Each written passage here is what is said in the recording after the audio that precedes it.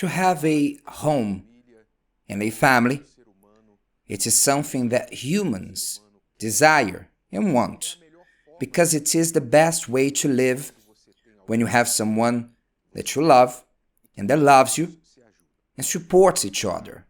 However, many have given up on this dream, perhaps because they have had horrible life experiences and prefer to be alone. But no one prefers to be alone, unless they think being with someone will be worse. Of course, these traumatic experiences of the past make people feel like this. But in their right mind, they want to have someone and a family. But the Word of God speaks about it. Look what is written on Hebrews chapter 3, verse 4. For every house is built by someone. In other words, you want a house, but every house is built by someone, at least one person. Someone needs to build this house. A house doesn't emerge out of nowhere. When you see a residence, a building, you will never say, "This house came out of nowhere. I passed by it yesterday and today." A house came out of the blue. But it was built by someone, actually, by everyone. A family, a marriage, is also built by someone. And someone needs to give the first step. They need to say, "I want to build a house, a family, a marriage. I want to have a family." Someone needs to have this desire. In addition to having this desire to build a house, they must understand that building alone is impossible, as it's written on Psalm 127. Unless the Lord builds the house, they labor in vain who build it. See, you need to combine your efforts with God to have a family, and not try to do so with your own strength.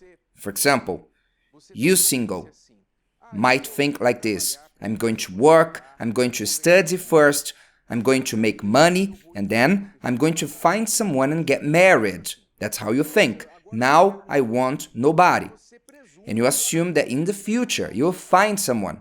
That is, you assume that without any effort on your part, without any preparation and any understanding about it,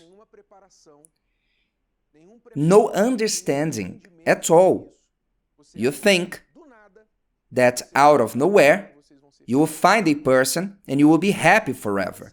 This doesn't make sense, because your studies are for you to have a better job and more money. After all, you know that you cannot improve your financial condition without preparation. It's also like this in your love life. If you want to have a built house, a happy family, you must prepare now, even if you don't want a relationship. But now it's time for you to prepare yourself, because when the person appears, and if you are not ready, you will ruin everything. Can you understand this? Put it in your heart. You may say, "I don't want a relationship now," but you are not preparing yourself for when you are looking for someone, so to speak. You are not preparing yourself to make this encounter a successful one. Many singles, when they decide and say, "I want someone now," they find someone, and on the first date, the first time they meet each other, is a failure. Or after a month, things didn't work as they expected, because they were not ready to give this step in their lives. They thought that they would just go with it, along with it, and things will happen like in the movies. Love at first sight, and they were happily ever after. It's not like that. You need to work on yourself, and you need to combine your effort with God's blessings, because He's the one who edifies, who builds the house with you. It is a partnership. For every house is built like that, but God builds the house in places that we cannot. So if you want to build a family, you need to be this person who will combine yourself with God.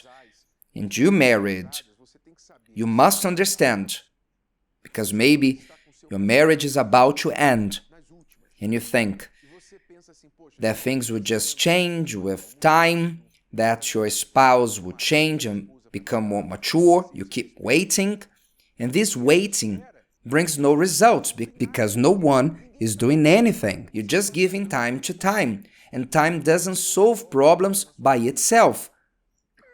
Time can only help when we take the right actions. It's just like planting a seed on the ground. Now that you planted, time will cooperate with yourself because you planted. In due time, that seed will bud. Now, you don't plant and you say, I hope the ground will bring forth something. Nothing will grow there, only weed. Nothing else.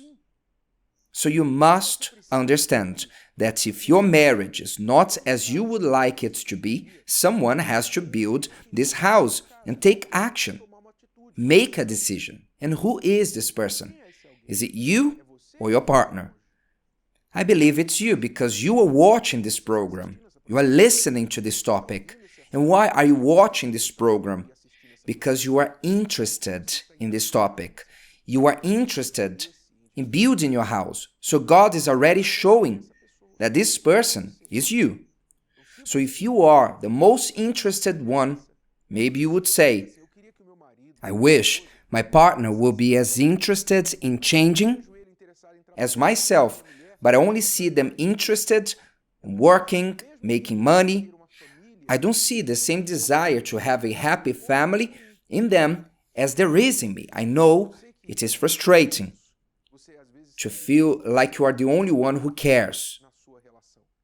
But it's not a problem because you are not alone. Because if you combine your faith with God, who is the one who builds every house, so together you will be able to reach what you want, to build a house. If today's video helped you and you know someone that could benefit from it, share it with them, and if you haven't subscribed to the channel, you may do so now. See you later.